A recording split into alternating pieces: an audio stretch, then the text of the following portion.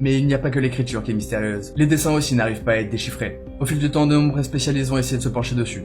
Essayer de déterminer le message qu'essaye de faire passer ce bouquin. Une personne va essayer de nous donner une petite explication. L'ingénieur en décryptologie Newbold aurait mis un système pour décrypter une partie de ce langage. Mais rapidement, les personnes qui vont se pencher sur la manière dont il décrypte le code vont expliquer qu'en réalité sa méthode ne fonctionne pas du tout, et qu'il aurait simplement réussi à décrypter ce qu'il voulait voir. De plus, la plupart des descriptions qu'il arriverait à obtenir grâce à son décryptage n'auront pas réellement de sens avec le reste du bouquin, ni même avec les dessins qui se trouvent juste à côté. Mais d'autres chercheurs vont essayer de continuer les travaux de Newbold, et à la suite de leurs recherches, ils sont persuadés que le bouquin est en fait une supercherie, et qu'il aurait été rédigé dans le but de faire parler de Monsieur Voynich, car en réalité il n'y aurait aucune méthode pour décrypter le code, ou les messages ne voudraient tout simplement rien dire. Au total, on aurait recensé plus de 400 dessins différents dans ce bouquin. La plupart représenteraient des plantes qui nous seraient totalement inconnues à l'heure actuelle. Il existe une hypothèse qui suppose qu'il pourrait s'agir d'un très vieil herbier.